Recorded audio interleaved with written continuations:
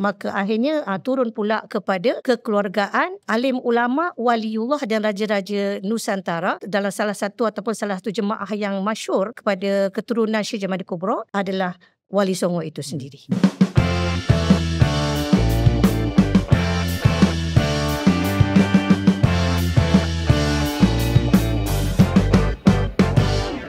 Bismillahirrahmanirrahim. Assalamualaikum warahmatullahi wabarakatuh.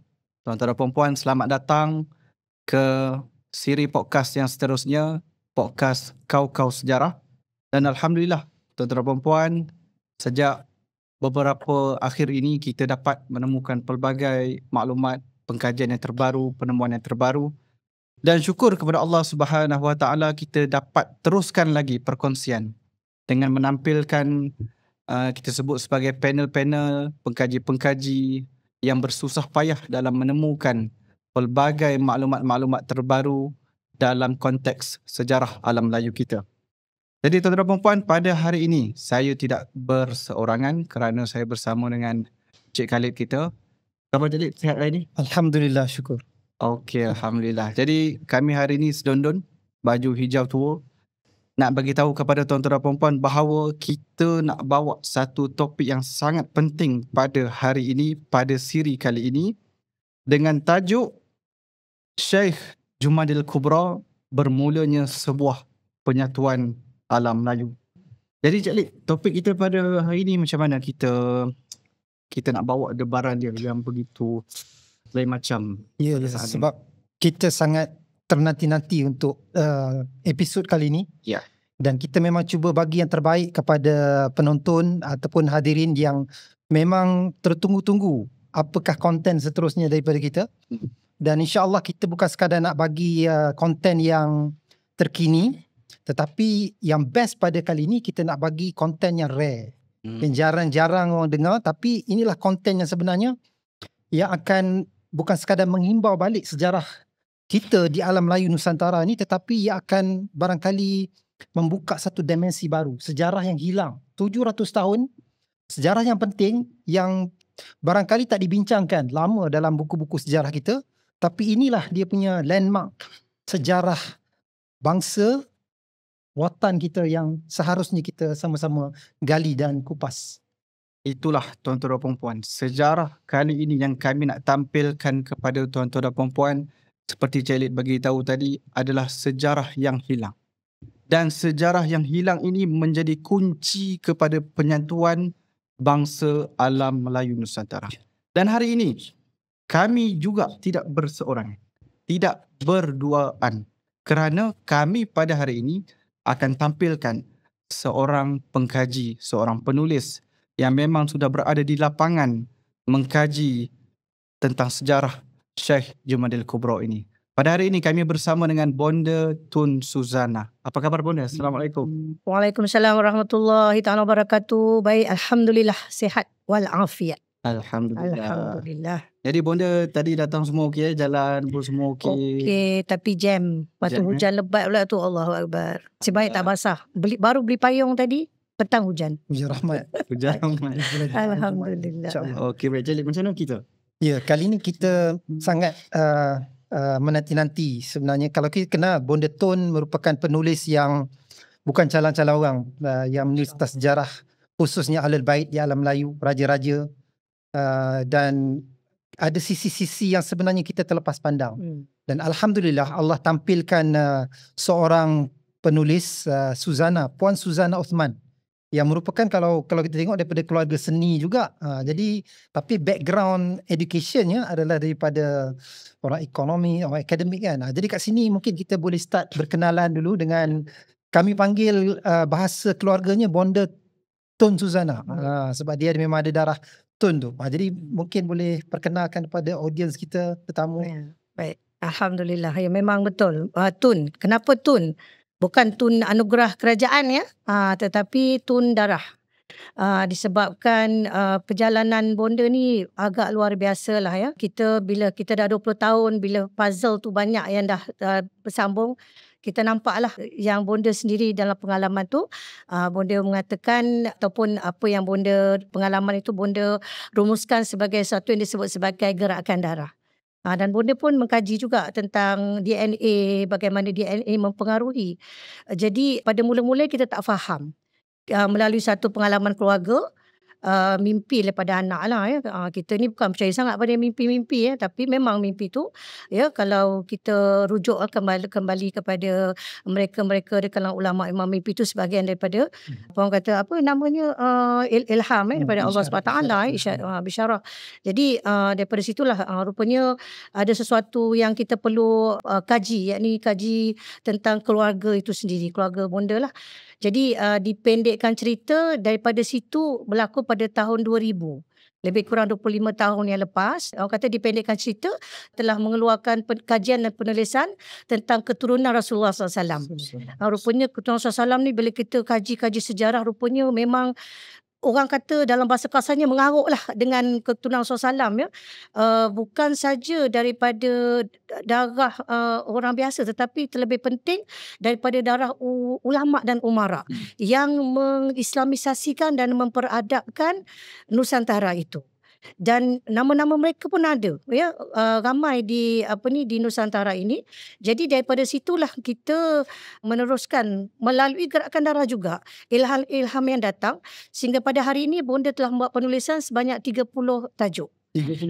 Daripada asal tu seolah-olah tema keturunan Rasulullah SAW itu adalah kunci kepada kita menjejak dan mengenali siapakah yang menyumbang bakti dalam pembentukan tamadun dan adat peradaban Nusantara, khususnya daripada aspek tauhid dan tasawuf, dan seterusnya bagaimana pembangunan masyarakat itu sendiri. Jadi daripada situlah keluarlah buku berkaitan dengan Melayu dan peradaban.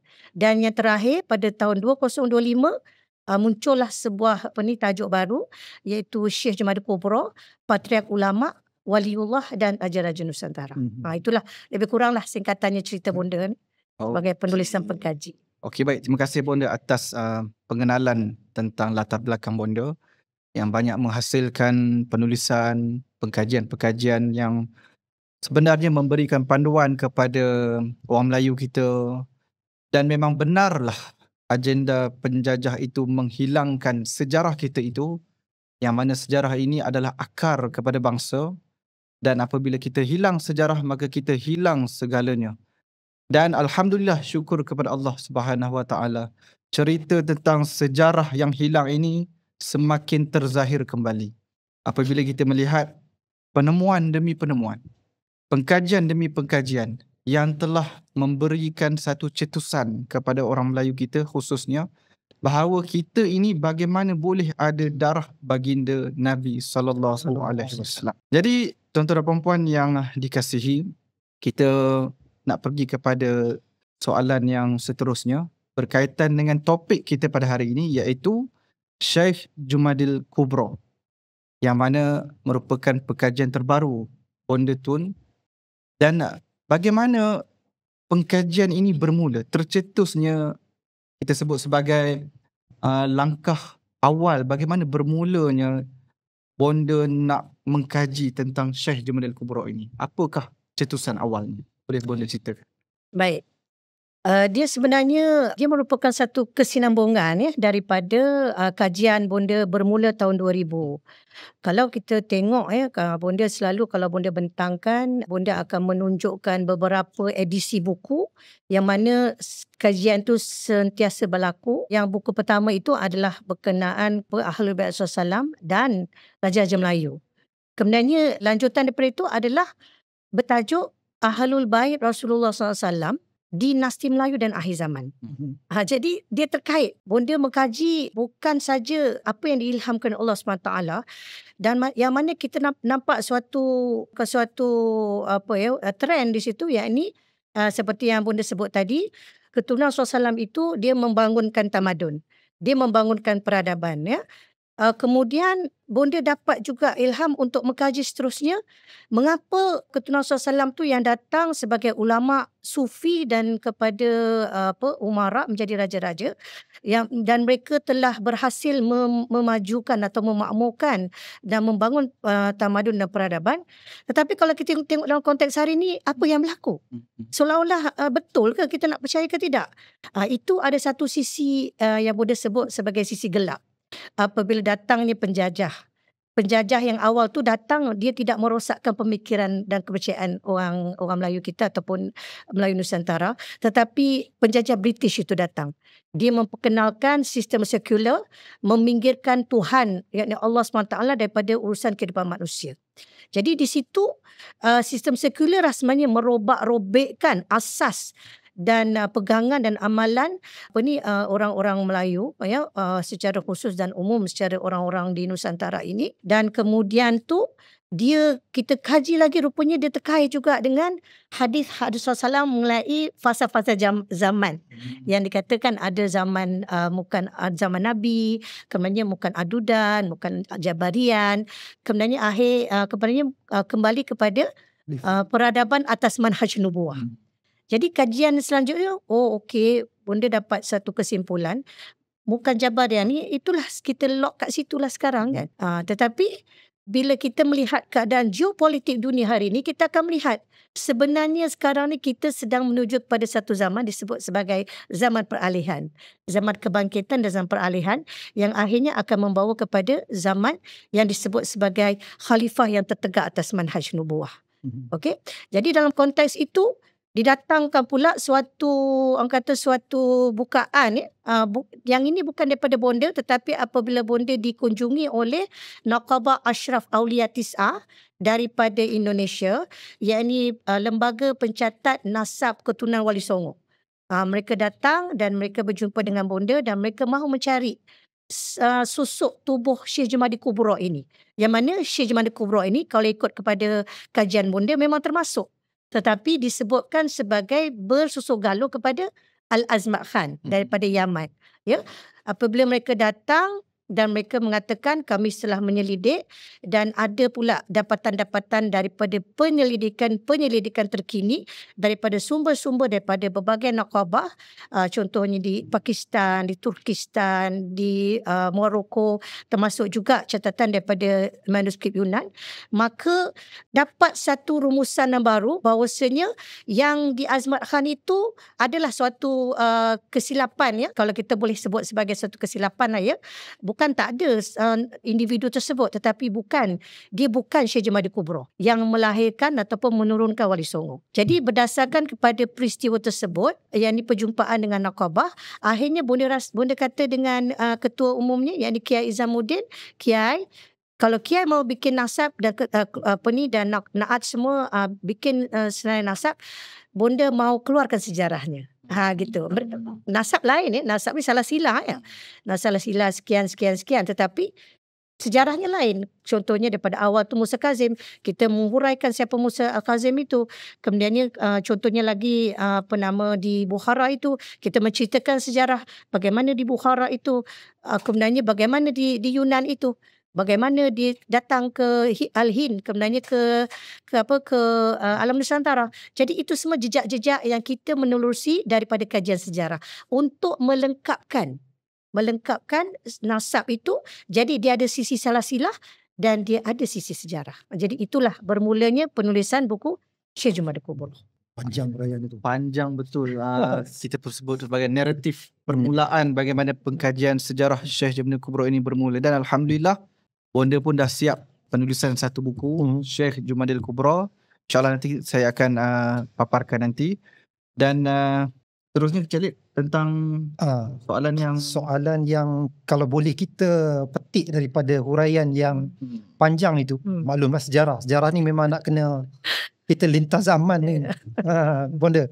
So sebab tadi ada sebut, bila kita sebut Syekh Jumadil Kubra memang terkait dengan Wali Songo, Wali Sembilan yang terkenal di Indonesia ataupun di tanah Jawa, Demak situ. Dan orang akan berkata inilah dia punya susu galuh ni akan kembali kepada Syekh Jumadil Kubra. Jadi sejarah itu akan terkait di situ. Tetapi apa yang kita tengok tadi rupanya dia macam orang kata jigsaw puzzle lah. Ada lompongan-lompongan yang apabila bonda buat pengkajian seperti terisi. Dan kali ini kita nampak bahawa ada seperti nak kata jawapan tu tidak, tapi gambaran itu seperti sempurna bagi menggambarkan bagaimana Ahlul Bait yang turun ataupun yang sampai dakwahnya ke alam Melayu ni adalah satu perjalanan yang memang dipetakan, digerakkan dengan strategi, bukan dengan kebetulan ataupun itu boleh tengok dari segi penceritaan Ahlul Bait yang datang ke alam Melayu ni. Jadi maksudnya maksud Cik Alex di situ bagaimana jejak Syekh Jumaidi Kubro yang sebenarnya ya. Kalau kita tengok pada naratif sebelum ini, yakni Syekh Jumaidi Kubro itu adalah bersusul galur kepada kekeluargaan Al-Azmat Khan daripada jalur Hadramaut di Yaman ya. Tetapi apabila kita melalui penyelidikan Nuqaba Ashraf Aulia Tis'a Indonesia, maka mereka setelah mereka bukan saja mereka memulakan secara manuskrip, tetapi mereka pergi ke tempat-tempat seperti Pakistan untuk berjumpa dengan penjaga nasab Ashraf ataupun Saadatul Ashraf, keluarga Ahlul Bait di Pakistan. Kemudian mereka pergi ke Yunan ya, dan mereka berhubung dengan Nuqabah Ashraf di Turkistan, yang mana Turkistan itu dia menjaga nasab kekeluargaan Ahlul Bait di bahagian Asia Tengah. Jadi kita dapat suatu naratif yang pada bonda memang cantik lah. Yakni kalau bonda sebagai penulis kepada jejak Ahlul Bait yang bermula daripada Mekah Madinah, tidak lain daripada Rasulullah SAW sendiri ya, yang melahirkan Sayyidatina Fatimah, kemudiannya cucu baginda yakni Sayyidina Hasan dan Sayyidina Husin. Daripada situ kemudiannya kita akan melihat bahawasanya berlaku suatu perjalanan jejak perjalanan itu yang bonda merumuskan begini. Perjalanan Saadatul Ashraf daripada keluarga Rasulullah SAW di Madinah itu bergerak ke Baghdad, Iraq, yang mana nama yang tersuruh situ adalah Imam Musa Kazim, ya, anak anda kepada Imam Jafar Sadiq. Kemudiannya daripada situ keturunannya bergerak ke Bukhara dan Samarkand di Asia Tengah, daripada jalur sutera. Daripada situ kemudiannya keturunannya lagi bergerak ke wilayah Yunan di China, ya. Kemudiannya keturunannya bergerak ke Al-Hind. Daripada situlah akhirnya melahirkan Syekh Jumaidi Kubro. Syekh Jumaidi Kubro ayahandanya adalah Syed Husin bin Syed Nasaruddin bin Syed Al-Ajai Syamsuddin Umar, dan ibundanya adalah Sayyidah Khadijah daripada keturunan Syekh Abdul Qadir Jilani. Daripada situlah maka barulah berlaku rombongan Syekh Husin Jumaidi Kubro datang ke alam Nusantara ini bermula dengan Campar. Jadi ini yang disebut sebagai rantaian emas leluhur kepada Syekh Jumaidi Kubro daripada daripada Madinah itu, yang akhirnya sampai ke Campar dan kemudian menurun ke Cermenjidah iaitu di Kelantan. Jadi ini adalah perjalanannya dan ini ada cerita sejarah. Bonda tak kata begini, bonda main petik saja. Tetapi kita melihat kepada setiap perjalanan itu ada sejarahnya, ada penceritaannya, ada timeline-nya. Di situlah barulah terisi kelompongan kepada leluhurnya, dan setelah sampai ke kerajaan Cermenjidah di Kelantan itu, maka akhirnya turun pula kepada kekeluargaan alim ulama, waliullah dan raja-raja Nusantara. Dan dalam salah satu jemaah yang masyhur kepada keturunan Syekh Jumaidi Kubro adalah Wali Songo itu sendiri. Boleh sebelum tu kita nak tahu perjalanan ataupun timeline itu Syekh Jumaidi Kubro tu pada tahun di Hind ke alam Melayu Campar tu dalam sekitar tahun berapa tu? Syekh Jumaidi Kubro kalau ikut kepada jejaknya adalah pada awal abad ke-14. Syekh Jumaidi Kubro. Ya, 300 yang awal. Itu sebabnya apabila kita mengkaji tentang Wali Songo, kita akan melihat bahawasanya yang dimasyhur itu adalah Wali Songo itu keberadaannya pada abad ke-14 sampai 16. Gitu. 14 sampai 16. Itu adalah daripada kebanyakan mereka lah. Kita tak kata semua. Kalau daripada jurai lelaki itu daripada Syekh Jumaidi Kubro, tetapi ada juga jurai Wali Songo yang daripada Syekh Jumaidi Kubro tapi sebelah perempuan, yakni daripada anak Syekh Jumaidi Kubro yang perempuan. Gitu. Okey, baik, alhamdulillah. Angga sebenarnya bila bonda bercerita tentang Syekh Jumaidi Kubro ni, melihat dalam buku bonda yang terbaru ni, tertarik pada konten yang berkaitan dengan hadis Saqalain. Hadis Saqalain yang merupakan intipati kepada permulaan buku ini ditulis. Nak tanya juga bonda, apakah kepentingan dan kaitan hadis ini? Bagaimana pencerahannya? Okey, itu satu soalan yang menarik lah ya. Sebab nak menghayati dan menghargai soalan itu ataupun beri satu jawapan, memang kita perlu mengkaji tentang jejak-jejak keturunan Rasulullah SAW di seluruh dunia. Jadi hadis Rasulullah SAW ya, disebut sebagai hadis sakalain. Dia berkait dengan wasiat Rasulullah SAW tentang di mana Rasulullah SAW ada bersabda tentang ku tinggalkan kepada kalian dua pusaka. Satu Al-Quran dan satu itratiku. Itratiku, yang ini keturunanku. Tapi kita kat Malaysia ni kita lebih familiar dengan ku tinggalkan kepada kalian Al-Quran dan sunnahku. Ya?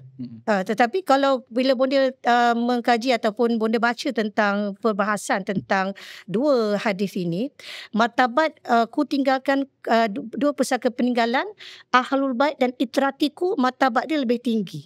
Disebut sebagai Sahih Muslim, jadi lebih tinggi. Cuma bagaimana untuk mengharmonikan kedua-dua hadis ini sebenarnya tidak ada masalah.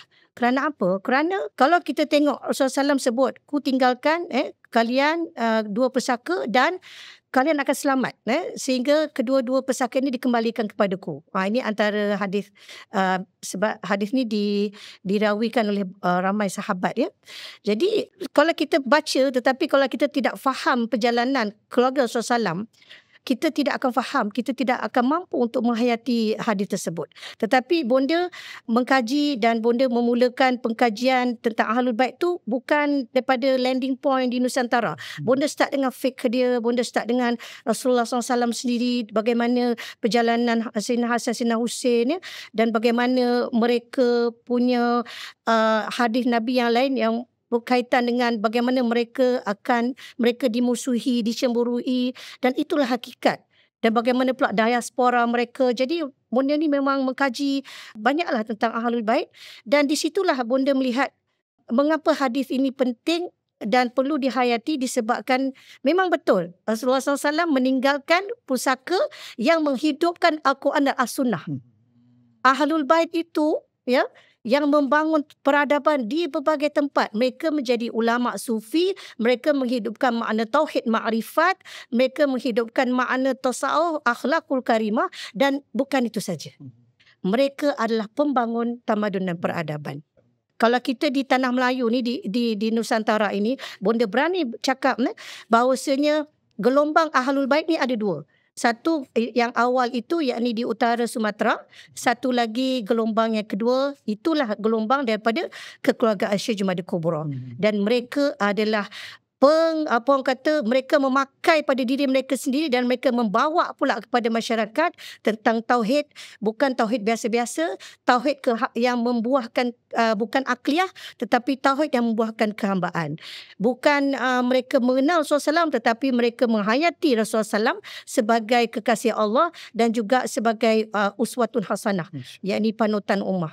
Ya, dan juga mereka juga adalah pembangun tamadun dan peradaban. Jadi itulah yang pada bonda secara personal bila bonda kaji, itulah yang Rasulullah SAW maksudkan dengan aku tinggalkan kalian dua perkara, Al-Quran dan Ahlul Baitku. Dan apa orang kata sata kepada Syekh Jumaadi Kubra, itulah yang berlaku yang bonda sebut sebagai rantaian emas daripada kekeluargaan Ahlul Bait daripada jurai Syekh Jumaadi Kubra. InsyaAllah. Okey. Satu penemuan dan juga pendedahan yang barangkali ramai yang terlepas pandang. Kita balik pada sejarah Syekh Jumaadi Kubra di alam Melayu ini. Sebab kita sebut tadi bahawa ramai sangka ataupun ramai yang kalau tengok sejarah Syekh Jumaadi Kubra, bahkan dalam buku ini pun dia punya cover image dia semua Wali Songo, Wali Sembilan. Ramai yang melihat Syekh Jumaadi Kubra akan Wali Sembilan, dan bahkan dikatakan makamnya pun ada di yang dimasyhurkan tu di Indonesia, di Temboro kata. Tapi kalau kita balik kepada sejarah alam Melayu kita ni, di mana kalau kita tengok macam disebut tadi Ahlul Bait yang terkena ataupun yang terkait dengan Syekh Jumaadi Kubra atau Ahlul Bait itu sendiri kena kepada nama-nama seperti Wan, Nik, Tengku, Raja yang rupanya memang terkait dengan Syekh Jumaadi Kubra. Dan di situ kita tengok bagaimana apa yang bonda sebut tadi bahawa Ahlul Bait ini dia mencorak dan dia menstrukturkan bahawa kepimpinan dan ulama, kalau kita tengok di Patani itu sendiri, daripada jalur Syekh Jamil Kubra Wan, Syekh Daud Patani misalnya, itu semua daripada darah-darah Syekh Jamil Kubra. Jadi ini satu perkara yang besar yang barangkali yang ramai terlepas pandang bunda. Kalau boleh komen balik sisi itu. Ya, sebenarnya ini satu penemuan yang sangat mengujakan, dan malahan bonda buku yang bonda tulis ni sebenarnya sekejap lagi dah keluar edisi kedua. Oh, Masya Allah. Sebab Baru ada lagi penambahan. Maknanya benda tu kajian serta banyak sebab dapatan baru lagi. dapatan dan mereka-mereka yang apa daripada jurai itu. Memang ramai. Okey, jadi cerita dia begini. Bila bonda membuat penulisan Syekh Jumadil Kubra pada edisi yang sebelum ini, kita melihat seolah-olah watak Syekh Jumadil Kubra ni satu yang bersifat, minta maaf cakap lah, macam mitos. Ceritanya tentang kekacang, pasal cerita yang famous tu kan, Sumpahan Kekacang. Sedangkan Wali Songo itu telah terdata dalam manuskrip dan pelbagai penulisan. Tetapi Syekh Jumadil Kubra ni sangat sedikit penulisan berkaitan dengan Syekh Jumadil Kubra, melainkan untuk mengatakan Syekh Jumadil Kubra ini adalah daripada Azmat Khan dan menurunkan Wali Songo. Dan yang kedua, kenapa Wali Songo ini masyhur? Sedangkan Wali Songo adalah hanya satu juzuk daripada kekeluargaan ataupun anak cucu Syekh Jumadil Kubra. Tetapi orang Indonesia, Masya Allah, mereka sangat menghargai, dan bonda difahamkan 25 juta umat Islam di Indonesia adalah daripada keturunan Wali Songo. Dan mereka sangat berbangga dengan dia punya YouTube dia, dengan penulisan, dengan pengkajian sampai ke peringkat tesis. Tetapi rupa-rupanya bila kita kaji setelah kita bergabung dengan Naqabah Ashraf Aulia Tis'ah di Indonesia, rupanya dan bonda juga banyak mengkaji daripada Syekh almarhum Tuan Guru Syekh Wan Muhammad Syahrir daripada Khazanah Fataniyah. Maka masa itulah bonda melihat bahawasanya kita mempunyai ramai juga alim ulama dan raja-raja daripada kekeluargaan Syekh Jamal Kubra contohnya di Kelantan, di Patani, di Kedah, di Terengganu, di Brunei, di Filipin, di Mindanao, di Sulu, Mindanao, hatta di selatan Singapura itu. Ramai sebenarnya. Ya, tetapi mereka ini seolah-olah tidak diketengahkan, ya.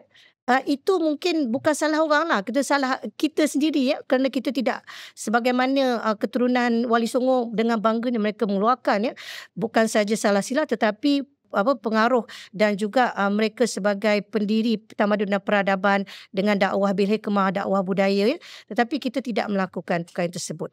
Jadi Nick, Long, Wan, sebahagian, dan juga orang kata raja-raja dan ulama di sini, contohnya Tok Bendang Daya, contohnya Syekh Wan Daud Fatani, contohnya Syekh Wan Ahmad Fatani, Syekh Nikmat Kecil, Syekh kalau kat luar tu Syekh Nawawi Bantani, ramailah ulama yang sebenarnya adalah juga bahagian daripada kekeluargaan Syekh Jumadil Kubra. Ya. Jadi Masya Allah, bila kita tengok balik apa yang bonda dah cerita ni, makna kata titisan leluhur keturunan Syekh Jamal Kubra ni kebanyakannya banyak menjadi pendiri-pendiri, pemimpin-pemimpin yang membina ketamadunan, yang membawa 3 elemen yang kita dapat lihat. Apabila ada 3 elemen ini, pasti akan terbina sebuah peradaban yang sangat agung. Pertama sekali, mereka ini daripada pendiri-pendiri ataupun ulama-ulama yang membangunkan ilmu tauhid. Betul. Yang bonda sebut tadi bukan sekadar pada akal tetapi membuahkan kehambaan dan akhlak. Dan yang keduanya, menjadi mereka yang membina akhlak, adab dan juga adat. Yang bukan adat itu dibuat-buat tanpa ada asas ataupun tidak ada sandaran. Mesti akan ada, kita sebut sebagai adat berseni syarak. Makna kata adat itu pun mempunyai makna-makna falsafah-falsafah yang tersirat. Dan daripada 2 elemen inilah tauhid dan adab ini kembali terbinanya sebuah peradaban sebagaimana yang telah terbina pada zaman Syekh Jumadil Kubra. Hebat itu, maksudnya elemen alif mim sin, Ibrahim, Muhammad dan juga Sulaiman itu terbina pada zaman Syekh Jumadil Kubra. Alhamdulillah. Jadi ada sedikit mungkin pertanyaan ini untuk bonda agak sensitif.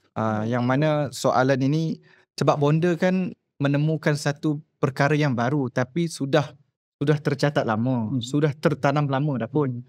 Tapi baru ditemukan hari ini. Ya.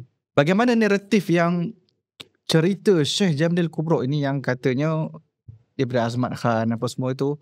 Jadi bagaimana kita nak mengharmonikan keadaan agar penemuan yang terbaru ini dapat diterima dengan baik. Okey, baik.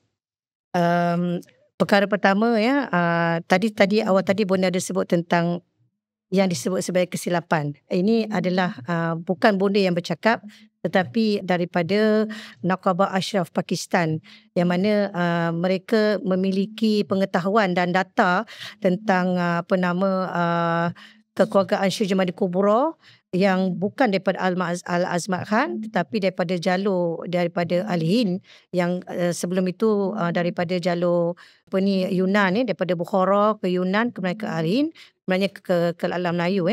Di satu sisi mereka mengesahkan tentang Syekh Jamil Kubro yang sebenar. Di sisi lain mereka juga berkongsi tentang watak yang disebut sebagai Syekh Jamil Kubro daripada jurai Al-Azmat Khan. Itu pun mereka selesaikan. Alhamdulillah. Sebab kita kata Al-Azmat Khan ni, kalau katalah kita dah beralih pada satu naratif yang lain, sebenarnya dia wujud ke tidak?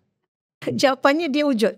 Tapi a case of orang kata a case of mistaken identity. Ini adalah bukan Bonda cakap, tetapi daripada Naqabah Ashraf Pakistan. Kalau kita tengok pada yang kita tahu sebelum ni, yakni dikatakan Syekh Jamil Kubro itu adalah anak kepada Ahmad Shah Jalal, Ahmad Shah Jalal bin Syed Ahmad Shah Jalal bin Syed Abdullah, dan seterusnya kepada Syed Abdul Malik. Tetapi kalau kita tengok kepada pengkajian Naqabah Ashraf Pakistan, yang mana beliau itu adalah Naqabah kepada keseluruhan Sadatul Ashraf di kalau bahasa lama kata Al-Hind lah. Kalau kita sekarang lebih familiar dengan India, Pakistan, Bangladesh, tapi dulu Al-Hind, dah ramai sebenarnya ahli baik di situ ya. Jadi dia daripada pengkajiannya sebenarnya anak kepada Alwi Amul Faqih, yang anak kepada Muhammad Sahib Mirbath. Dia anak dia bernama Maulana Abdul Malik itu, dia marganya dia Jafri, Abdul Malik Jafri, yang menurunkan dua anak, Alawi dengan Abdullah. Okey, Alawi Abdullah. Alawi ini adalah ayahanda kepada Ahmad Shah Jalal, sementara Abdullah adalah ayahanda kepada Muhammad Al-Azmat Khan. Okey, jadi kalau kita familiar dengan yang naratif yang sebelum ni, dikatakan Ahmad Shah Jalal itu putera kepada Abdullah, putera Ahmad Shah Jalal bin Abdullah bin Abdul Malik. Tetapi dalam salah silah yang mereka datakan, sebenarnya Ahmad Shah Jalal itu adalah anak kepada Alawi bin Abdul Malik. Bermakna relationship ataupun hubungan Ahmad Shah Jalal dengan Abdullah bukan anak dengan ayah, tetapi Abdullah itu adalah ayah saudara dia. Dan di mana datangnya Azmat Khan? Azmat Khan itu adalah anak kepada Abdullah. Abdullah. Jadi ringkas cerita, Abdul Malik bin Alwi Amul Faqih bin Muhammad Sahib Mirbath mempunyai dua anak, satu Alawi, satu Abdullah. Abdullah melahirkan Muhammad Azmat Khan, manakala Alawi Jafri Khan melahirkan Ahmad Shah Jalal. Kemudiannya daripada Ahmad Shah Jalal ni baru melahirkan Jamaluddin Hussein Al-Jafri. Jadi marga dia sebenarnya Al-Jafri. Manakala dia tidak ada kena-mengena dengan Muhammad Azmat Khan yang merupakan pangkat pak sedara sepupu. Jadi ini adalah data atau maklumat yang kita dapat daripada Naqabah Ashraf Pakistan, dan di situlah baru kita melihat yang dikatakan sebagai suatu kesilapan ataupun disebut sebagai a case of mistaken identity. Ya, wujud orangnya tetapi bukan daripada Syekh Jamil Kubro yang sebenarnya, dan tetapi kita tidaklah memaksa. Ini semua ijtihad. Terpulanglah kepada audiens dan kepada semua pihak di luar sana, sama ada mahu menerima naratif baru ataupun mahu tetap berpegang kepada naratif yang lama. Kami berlapang dada lah. Cuma ini adalah penyelidikan yang Bonda kongsikan untuk mereka-mereka yang berminat dan mahu, siapa yang mahu mengkaji seterusnya ataupun mahu pergi ke Pakistan sendiri untuk menyelidik, kita sangat alu-alukan. Alhamdulillah. Makna kata memang akan berlaku perbezaan, itu biasa.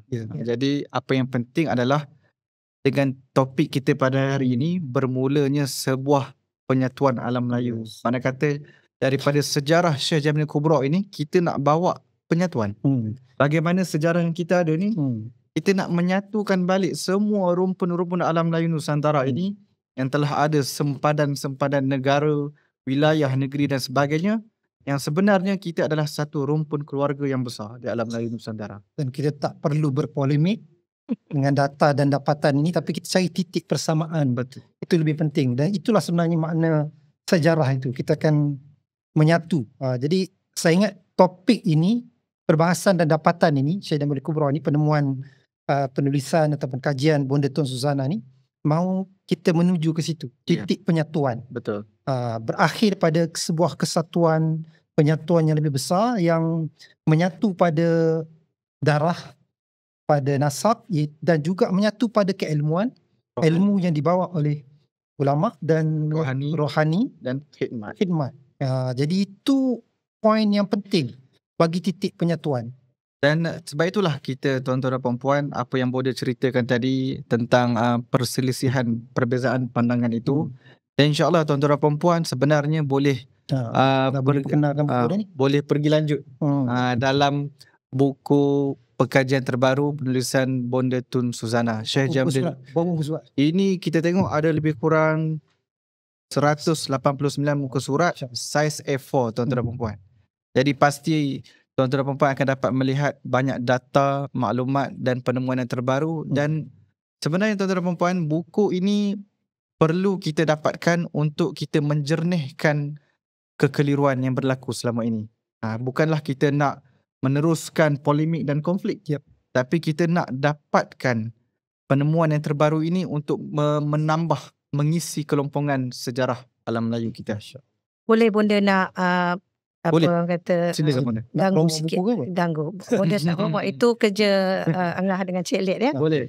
Cuma Bonda nak mengatakan bila Bonda buat buku ini, ada satu sisi yang tidak sempat masuk pada buku ini disebabkan maklumat itu datang setelah buku ini keluar. Ada orang mengatakan buku ini Bonda buat dalam keadaan orang kata agak gopoh tapi sebenarnya jika Bonda tak keluarkan buku ini, maka tidak akan sampai kepada Bonda maklumat-maklumat seperti maklumat daripada Pakistan itu sendiri yang Bonda pun dah berkenalan dengan mereka, Nakabah, kemudian Nakabah daripada pakar sejarah daripada Turkistan dan juga sebagainya Jadi Bonda nak mengatakan bahawasanya buku ini adalah buku pertama dan dia kita Bonda sedang dalam edisi kedua yang mana perubahannya ataupun kajian yang lanjut itu akan kata dalam 5 ke 10% lah Bonda akan mengubah kerana antara yang tidak ada dalam maklumat ni adalah daripada Yunan itu pergi kepada Al-Hind. Itu tidak ada dalam buku ini. Kerana Bonda dapat maklumat buku setelah buku ini keluar, barulah Bonda dapat maklumatnya. Yakni Bonda berkenalan dengan Nakabah dan Bonda dapatkan lebih banyak detail. Sebenarnya barulah terserlah rupanya Bonda kepada Syekh Jamiluddin Kubra adalah seorang seorang keturunan Syekh Abdul Qadir Jilani. Jadi data itu Bonda akan letak di edisi kedua yang akan diterbitkan juga dalam masa terdekat. Kemudian juga adalah beberapa, contohnya Singgora. Bonda selalu nak tahu kesultanan ataupun kerajaan Singgora itu daripada mana. Rupanya baru kita tahu daripada keturunan Syekh Jamiluddin Kubra dan banyak lagi yang terkait dan Bonda juga sedang menghalusi lagi daripada Brunei itu. Jadi itu yang Bonda perlu nak kongsikan di sinilah. Buku ini belum lagi matang tetapi boleh dikatakan 90% tu tetaplah, tetapi 10% tu Bonda ada buat beberapa perubahan untuk edisi seterusnya. Maknanya alhamdulillah. Maknanya kalau tengok ayat Bonda tadi itu sebenarnya dia tak habis tu. Bonda kata ni belum matang lagi. Saya rasa kalau Bonda dah matangkan buku ni lagi pun akan ada lagi penemuan baru sebab sejarah ni dia kan berakhir. The never ending story. Akan ada je penemuan-penemuan ataupun dapatan-dapatan baru sebenarnya orang kata menempatkan, mengisi kelumpungan yang ada di dalam sejarah alam Melayu yang hebat dan besar, yang selama ini dihilangkan secara sengaja oleh orientalis dan sebagainya. Dan inilah salah satu detik momen yang paling penting kepada kita semua untuk kita mengenal balik sebenarnya sejarah besar, kelumpungan sejarah kita bangsa, yang insya-Allah bila kita kaji akan mengisi jati diri kita sebagai warga ataupun orang yang berpijak di bumi watan ini. Di penghujung slot pada siri kali ini, kita nak minta bonda sedikit rumusan, kesimpulan untuk bagaimana dengan tokoh Syekh Jamaluddin Kubro ini boleh menjadi satu titik permulaan penyatuan bangsa Melayu pada hari ini. Okey, baik. Nah, ini bonda sebenarnya tengah menunggu soalan yang inilah. Ya. Cepu emas. Okey. Kita semua gusar dengan keadaan yang berlaku baik pada umat Islam di luar negara, di dalam negara, dan kita rasa mampu cakap helpless. Kita hanya mampu berdoa, minta pada Allah SWT, dan mungkin juga kita buat pemboikotan dan juga produk-produk daripada, kita tahu siapa pihak tersebut, dan juga daripada sisi kita buat sedekah kepada misi-misi kemanusiaan. Tetapi kenapa Syekh Jamaluddin Kubro dipilih dan apa kaitan Syekh Jamaluddin Kubro dalam konteks kecaknaan kita kepada keluarga kita sedunia, termasuk kecaknaan kita kepada ahwal ataupun hal ehwal di negara kita sendiri. Sebenarnya Syekh Jamaluddin Kubro adalah suatu ikon daripada rantaian emas kekeluargaan Rasulullah SAW yang membawa kepada tauhid kehambaan, yang membuahkan kehambaan, yang membawa kepada kecintaan kepada Rasulullah SAW, dan menjadikan baginda sebagai panutan, dan juga yang terakhir sekali dalam konteks bagaimana dengan jati diri yang bertauhid makrifat dan bermahabbah Rasul itu, kalau mengikut kepada Ahlul Bait, mereka membangunkan tamadun dan peradaban. Dan kalau kita tengok pada kajian kepada Syekh Jamaluddin Kubro, itulah yang berlaku. Satu. Yang kedua, seperti mana yang tadi kita sebut tentang hadis sakalain terkait dengan Ahlul Bait Rasulullah SAW. Kalau kita nak ceritakan tentang hadis-hadis Nabi SAW yang lain, banyak sebenarnya yang Rasulullah SAW memberi isyarah tentang keturunan baginda dalam posisi kepimpinan zahir dan batin. Maknanya di situlah kita tengok kepada tugas dan tanggungjawab sebagai Khalifah Ummah. Dan yang terakhir sekali, sabdaan Rasulullah SAW tentang akhir zaman, tentang zaman kebangkitan, tentang zaman yang kita akan menuju ke manhaj nubuwah. Jadi masalah kita sekarang adalah semua itu, minta maaf cakap, yang tiga sisi makrifat, tauhid makrifat, mahabbah Rasul dan Khalifah telah orang kata ke laut. Senang cakap ke laut, disebabkan oleh sistem sekular yang kita warisi. Jadi apa yang kita perlukan adalah penyatuan. Disebabkan sistem sekular lah kita berpecah belah. Jadi kita kena menyatukan kembali atas tiga asas: tauhid, mahabbah Rasul dan tanggungjawab sebagai khalifah dan kepimpinan ummah, bersandarkan kepada harapan kita tentang zaman kebangkitan yang akhirnya akan membawa kepada tegaknya khalifah atas manhaj nubuwah. Dan Syekh Jamaluddin Kubro dalam konteks Nusantara adalah ikon. Dan Syekh Jamaluddin Kubro tidak berseorangan. Kalau kita tengok kepada leluhur Syekh Jamaluddin Kubro, Syekh Hajar Syamsuddin Omar, Syekh Said Kamaluddin, Saadatul Ashraf Bukhara, Saadatul Ashraf Al-Sin, yakni Cina, Saadatul Ashraf Al-Hind, Saadatul Ashraf Al-Malayawiyah dan Saadatul Ashraf Al-Jawiyah. Ini semua adalah tokoh-tokoh yang di situ ada ramai tokoh-tokoh daripada kekeluargaan besar Syekh Jamaluddin Kubro yang pernah menyatukan dan pernah memperadabkan dan pernah mentamadunkan di atas tiga tadi tu, tauhid, mahabbah Rasul dan khalifah. Jadi kita di atas harapan kita dan juga di atas kepercayaan kita dan keyakinan kita kepada Rasulullah SAW itu, yang baginda sebut tentang kita akan kembali ke manhaj nubuwah, di situlah kita ambil Syekh Jamaluddin Kubro sebagai suatu ikon untuk kita kumpul balik, menyatu, kerana Dengan kesatuan itulah akan membuahkan muafakat. Daripada muafakat itu akan mendatangkan keberkatan. Dengan keberkatan itulah akan mendatangkan kekuatan. Barulah kita boleh menjadi memposisikan kita semua sebagai orang yang boleh mempengaruhi baik geopolitik, baik politik dan sebagainya, kerana kita telah pun ada kekuatan permuafakatan, kesepakatan, barakah dan penyatuan. Jadi makanya kita pilih Syekh Jumadil Kubra sebagai ikon kepada Nusantara. Wallahu alam bissawab. Okay, Masya Allah. Kalau tengok ayat tu macam ayat penutup lah. Tapi kalau bagi saya lah, kalau membicarakan, tengok macam dia nak start balik. Sebab Bonda Tun Suzana telah membawa satu naratif. Kalau kita tengok penghujungnya, asalnya adalah sejarah. Tapi di hujungnya sebuah kebangkitan akhir zaman. Jadi naratif ini ataupun perjalanan cerita yang sedang kita bincangkan ini, dia bukan sahaja sebuah sejarah yang kita nak bernostalgia tentangnya, tetapi rupanya dia terkait tentang realiti yang kita sedang hadapi.